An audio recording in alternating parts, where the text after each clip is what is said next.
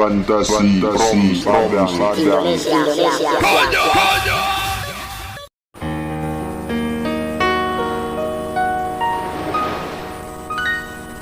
Ku hargai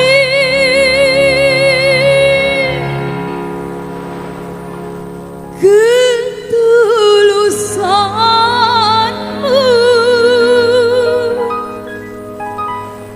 takkan ku nodai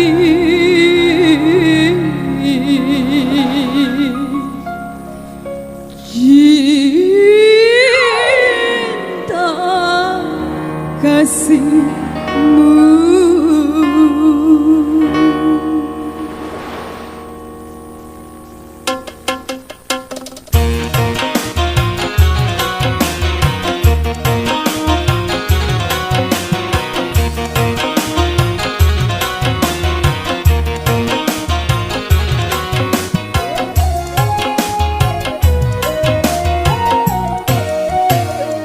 Apa yang membuat dirimu bertahan untuk diriku, sedangkan kau tahu aku orang biasa yang cuma punya kasih sayang dan cinta.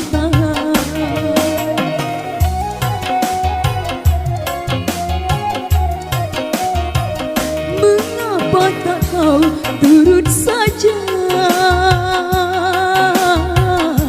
orang tua dirimu? Bukankah dirinya lebih pantas untukmu dibandingkan aku yang hanya anak desa? Apa yang membuat dirimu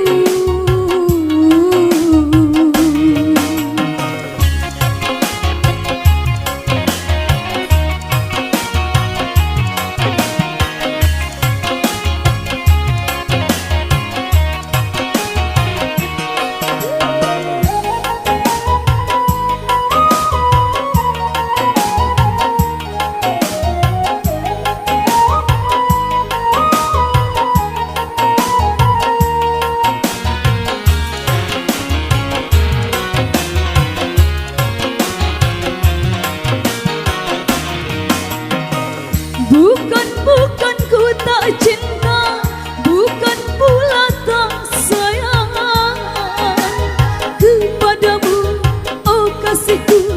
Ku takut kau tak bahagia.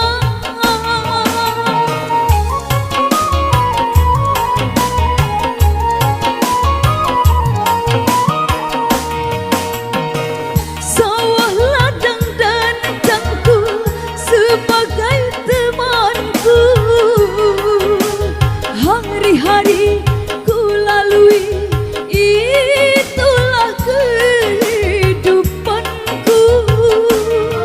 Ku hargai ketulusanmu, takkan ku nodai cinta kasihmu.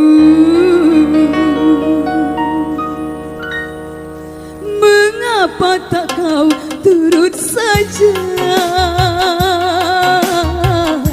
keinginan orang tuamu? Bukankah dirinya lebih pantas untukku dibandingkan aku yang cuma anak desa? Mengapa tak kau turut saja?